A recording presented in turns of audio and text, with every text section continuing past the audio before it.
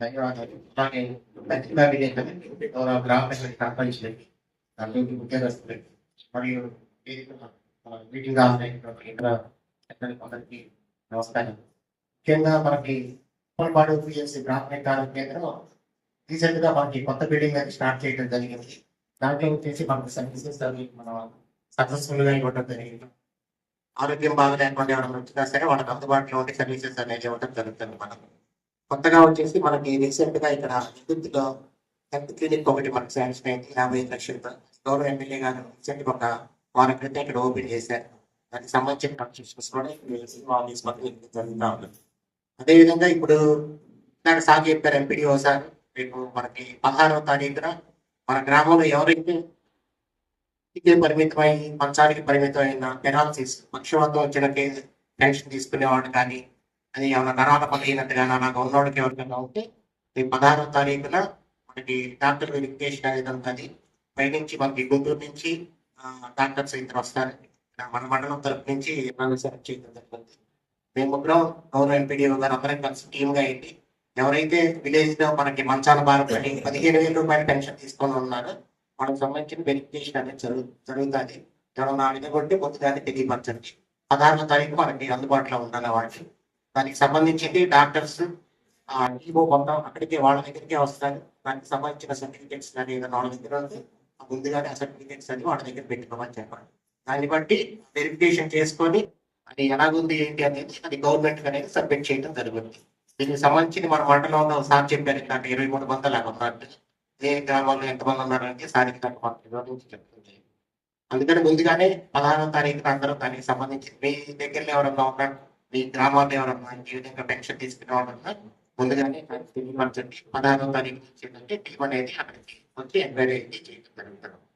అదేవిధంగా మనకి కొత్తగా ఇప్పుడు చెప్తున్నారు చైనాలో కరోనా కొత్త వైరస్ వస్తుంది అని చెప్పి జస్ట్ ఒక 2 నిమిషాలు చెప్తాను.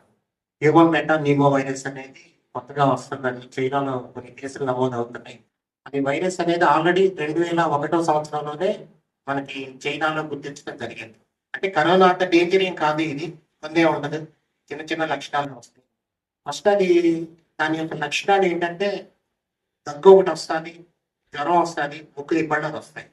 దగ్గు, జ్వరం, ముక్కు దిబ్బళ్ళు అలా రావడం.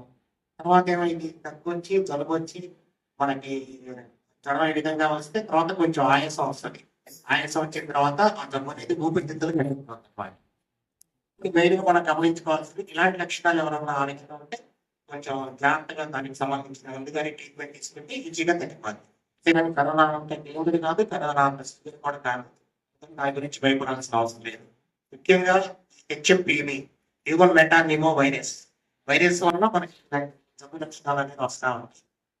ఇది మెయిన్గా చిన్నపిల్లలకి, 5 సంవత్సరాల పిల్లలకి, పెద్ద వయసు 60 సంవత్సరాలు దాటిన వాళ్ళకి, వ్యాధి నిరోధక శక్తి తక్కువగా ఉన్న వాళ్ళకి, మెయిన్గా వీళ్ళకి బాగా ఎఫెక్ట్ అవుతుంది అన్నమాట.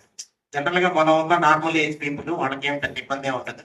ఎక్కువగా చిన్నపిల్లలకి, పెద్ద వయసు భయపడి 60 సంవత్సరాలు భయపడి దాటిన వాళ్ళకి, అదేవిధంగా కొంచెం వ్యాధి నిరోధక శక్తి తక్కువ అంటే ఇమ్యూనిటీ పవర్ తక్కువ. అది ఎవరెవరికంటే మనకి ఎయిడ్స్ పేషెంట్స్ ఎవరన్నా ఉన్నారు, వాళ్ళ టీబీకి సంబంధించి క్షయవ్యాధి 6 నెలల ముందు ఎవరన్నా తీసుకుంటా ఉన్నారు. ఇంకోటి దీర్ఘకాలిక జబ్బులు, అంటే వాళ్ళు ఎప్పుడు జబ్బుకి ఏదో ఒక జ్వరానికి ఏదో ఒక అవుతా ఉంటారు. దానికి సంబంధించింది వ్యాధి నిరోధక శక్తి తక్కువ ఉన్న అలాంటి వాళ్ళకి ఎక్కువగా ఇది అనేది ఎఫెక్ట్ అవుతా ఉంటది. ప్రస్తుతానికి మన జిల్లాలో, మన రాష్ట్రంలో కేసులు అనేది నమోదు కాలేదు. కొన్ని చోట్ల బెంగళూరు అలాగా మన కేంద్ర వాళ్ళు ఒక 4 కేసులు నమోదు అయినట్టు.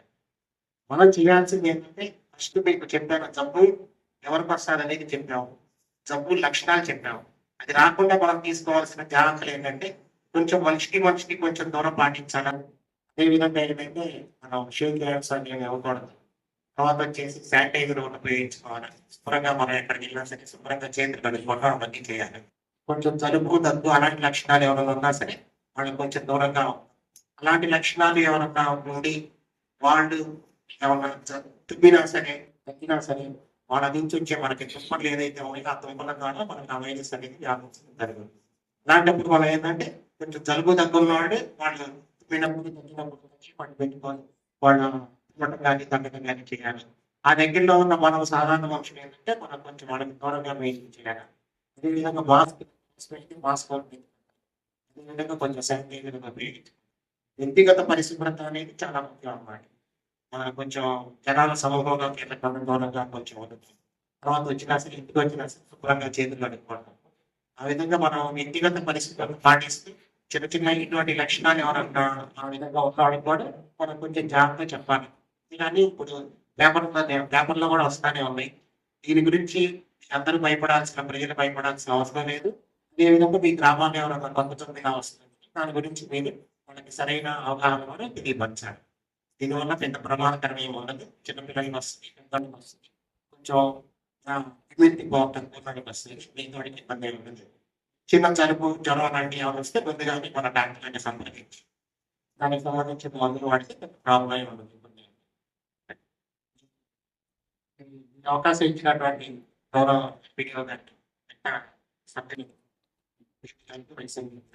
ధన్యవాదాలు తెలుపుకుంటూ థాంక్ యూ.